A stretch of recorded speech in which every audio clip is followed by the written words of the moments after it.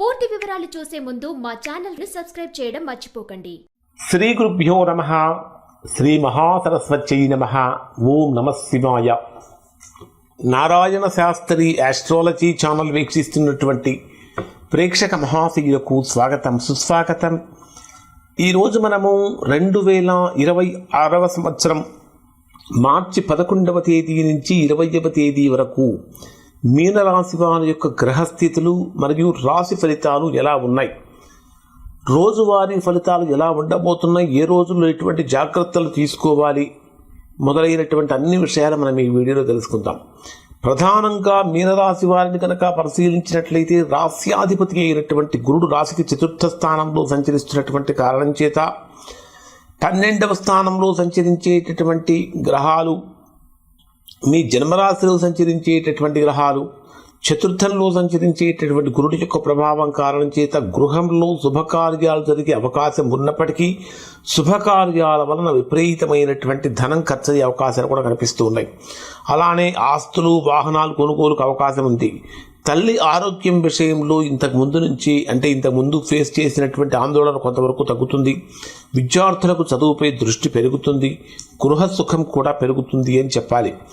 ప్రధానంగా తీసుకుంటే ఇక్కడ మీనరాశి వారికి 12వ స్థానంలో కుజ, రాహు, బుధ గ్రహాల యొక్క సంచారం. అసలు 12వ స్థానం అంటేనే వ్యయస్థానము.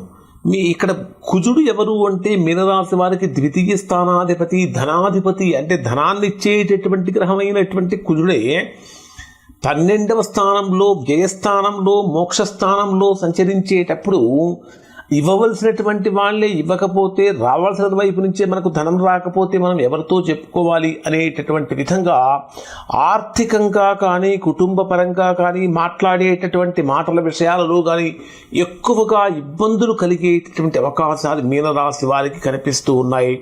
కాబట్టి ఇప్పుడు చెప్పినటువంటి విషయాలలో మీనరాశి వారు కొంచెం జాగ్రత్తలు పాటించాలి.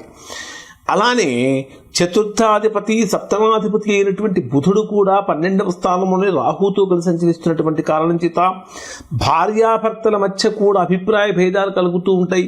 వ్యాపారం చేసేటటువంటి పార్ట్నర్స్ మధ్య కూడా అభిప్రాయ భేదాలు కలిగే అవకాశాలు ఉన్నాయి. గృహ వినియోగాల కోసం ఖర్చు పెరుగుతూ ఉంటుంది అని చెప్పాలి.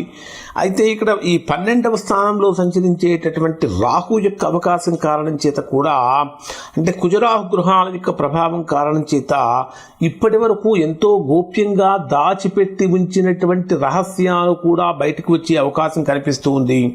కాబట్టి ఇక్కడ మీకు ఏదైనా ఒక సమస్య కలుగుతుంది అన్నప్పుడు దానిని ఆవేశంతో కాకుండా ఆలోచనలతో దాని నుంచి ఎలా బయటికి రావాలనే విధంగా మీరు ముందుకు వెళ్ళాలి. ప్రధానంగా 14వ తేదీ నుంచి 14వ తేదీ వరకు రవి కూడా 12వ స్థానంలో ఉంటాడు.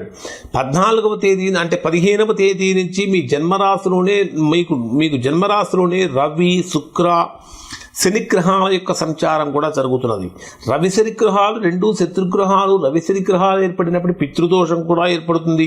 ఎవరికైతే వ్యక్తిగత జాతకంలో పితృదోషాల యొక్క ప్రభావం ఉందో ఇప్పుడు ఆల్రెడీ రవి శనిగ్రహాలు కలిసినప్పుడు ఆ దోషం యొక్క తీవ్రత యాక్టివేట్ అవుతుంది అని చెప్పాలి. కాబట్టి అంటే ఆత్మవిశ్వాసం పెరుగుతున్నప్పటికీ వ్యక్తిత్వ పరంగా అనుకూలత ఉన్నప్పటికీ కొంచెం అధికమైనటువంటి జాగ్రత్తలు కనుక తీసుకోకపోతే లీగల్ పరమైనటువంటి ప్రాబ్లమ్స్ కూడా మీనరాశి వారు ఫేస్ చేసేటువంటి అవకాశాలు కనిపిస్తూ ఉన్నాయి. ప్రధానంగా మీ జన్మరాశిలో 3వ స్థానాధిపతి, అష్టమాధిపతి అయిన శుక్రుడు కూడా ఉచ్చస్థానంలో సంచరిస్తున్నటువంటి కారణం చేత క్రమశిక్షణ అనేటటువంటి చాలా అవసరం. ఒక మాట కనుక ఇస్తే ఖచ్చితంగా ఆ మాట మీద నిలబడేటటువంటి విధంగా మీనరాశి వారు ఉండాలి. ఇంకా చెప్పాలంటే కొంత ఆకర్షణీయత కూడా పెరుగుతుంది, కళాత్మక ప్రతిభ కూడా పెరుగుతుంది. ఆర్థికంగా ఈ సమయంలో రుణ సంబంధమైనటువంటి ఒత్తిడి కూడా పెరిగే అవకాశాలు ఉంటాయి. ఇక మీనరాశి వారికి అసలు ఓవరాల్గా కనుక పరిశీలించినట్లయితే 12వ స్థానంలో సంచరించేటటువంటి కుజుడి యొక్క ప్రభావం కారణంగా విపరీతమైనటువంటి ఆర్థిక సమస్యలు కానీ, ఆరోగ్య సమస్యలు కానీ, లేదా రకరకాలైనటువంటి రుణ బాధల యొక్క తీవ్రత కానీ పెరిగే అవకాశాలు ఉంటాయి. అటువంటివి తొలగాలి అంటే ఖచ్చితంగా రుణ అంగారక విముక్తి స్తోత్రం, అంటే ఆ రుణ విముక్తి స్తోత్రం అనేటటువంటిది ఉంటుంది. అది అంగారక గ్రహానికి సంబంధించినటువంటిది. దానిని కనుక మీరు పఠించినట్లయితే చేసినట్లయితే మంచి ఫలితాన్ని పొందుతారు. మరి డే వైజ్గా పరిశీలిస్తే 11వ తేదీ ఉదయం నుంచి 11వ తేదీ రాత్రి 9:59 వరకు ఒక రకంగా చెప్పాలంటే భాగ్యస్థానంలో సంచరించేటటువంటి చంద్రుడి యొక్క ప్రభావం అదృష్టాన్ని పెంచుతుంది. గురువుల యొక్క అనుగ్రహం కూడా లభిస్తుంది. ఉన్నత విద్య పెరుగుతుంది. విదేశీ అవకాశాలు కలుగుతూ ఉంటాయి. ధార్మిక సంబంధమైనటువంటి కార్యక్రమాల్లో ఉంటాయి. కానీ చంద్రుడు 9వ స్థానంలో సంచరిస్తున్నప్పటికీ పంచమాధిపతి అయినటువంటి చంద్రుడు పంచమైనటువంటి 9వ స్థానంలో నీచంలో సంచరించేటప్పుడు సంతానపరమైనటువంటి విషయాలలో ఏదో మనస్సు పీకుతున్నదా, రకరకాల సమస్యలు రాబోతున్నాయా అనే ఇండికేషన్ సిగ్నల్స్ అనేటటువంటి కూడా అందే అవకాశం ఉంటుంది. ఇక 11వ తేదీ రాత్రి నుంచి 14వ తేదీ ఉదయం 9:31 వరకు ఉండేటటువంటి సమయంలో కర్మస్థానంలో దశమస్థానంలో సంచరించేటటువంటి చంద్రుడి యొక్క ప్రభావం కారణం చేత ఉద్యోగపరంగా కనుక తీసుకుంటే కీలకమైనటువంటి మార్పులు తీసుకొస్తాడు. ప్రమోషన్స్ కోసం ఎదురు చూస్తున్నటువంటి వారికి గుడ్ న్యూస్ కనిపిస్తూ ఉంటుంది. అధికారులతో సమావేశాలు, వ్యాపార నిర్ణయాలు అనుకూలంగా మారుతూ ఉంటాయి. సూర్య నమస్కారాలు చేయటం చాలా మంచిది.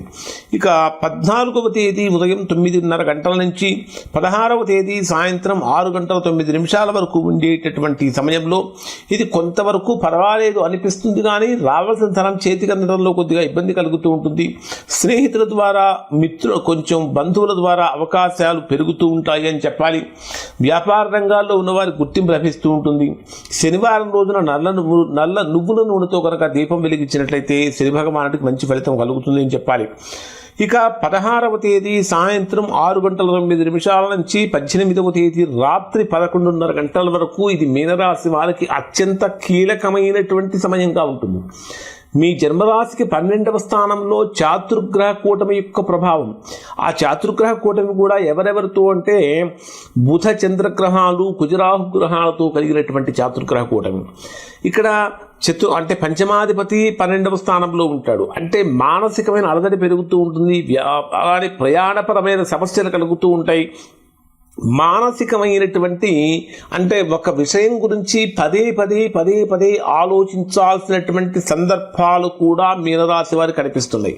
ఏమంటే మీ వ్యక్తిగత జాతకంలో ఎలాంటి దోషాలు కనుక లేకపోతే వీటి సమస్య చాలా తక్కువగానే ఉంటుంది. ఒకవేళ మీరు ఇలాంటి సమస్యలే కనుక ఫేస్ చేస్తూ ఉంటే ఖచ్చితంగా అటువంటి సమయంలో మీరు మీ యొక్క వ్యక్తిగత జాతకాన్ని విశ్లేషణ చేయించుకొని దోషం ఎక్కడుందో తెలుసుకుని దోష నివారణ చేయించుకుంటే సత్ఫలితాన్ని పొందుతారు. కాబట్టి 16వ తేదీ నుంచి 18వ తేదీ వరకు చాలా వరకు జాగ్రత్తలు పాటించాలి. ప్రతి విషయంలో కూడా ఆచితూచి అడుగులు వేయాలి. 18వ తేదీ రాత్రి నుంచి 20వ తేదీ రాత్రి వరకు కొంతవరకు ప్రతికూలతలు అనేటటువంటివి తొలగిపోయి అనుకూలం వైపుగా అడుగులు పడుతూ ఉంటాయి. ఆత్మవిశ్వాసం పెరుగుతూ ఉంటుంది. కొత్త పనులు ప్రారంభించడానికి మంచి సమయంగా ఉంటుంది. ఆరోగ్యం మెరుగవుతుంది. వ్యక్తిత్వం ఆకర్షణీయంగా కనిపిస్తుంది. ఇక్కడ దంపతులు ఇద్దరూ కలిసి లక్ష్మీనారాయణ స్వామి యొక్క పూజ చేయటం చాలా మంచిది. విద్యార్థులకు కనుక తీసుకుంటే 11వ తేదీ నుంచి 14వ తేదీ మధ్య మంచి ఫలితాలు కలుగుతాయి. ఉద్యోగస్తులకు కూడా 11వ తేదీ నుంచి 14వ తేదీ మధ్యలో కెరీర్ వైజ్గా డెవలప్మెంట్ అనేది కనిపిస్తూ ఉంటుంది. వ్యాపార పరంగా తీసుకుంటే 14వ తేదీ నుంచి 16వ తేదీ మధ్య లాభాలు అనుకూలంగా కనిపిస్తూ ఉంటాయి.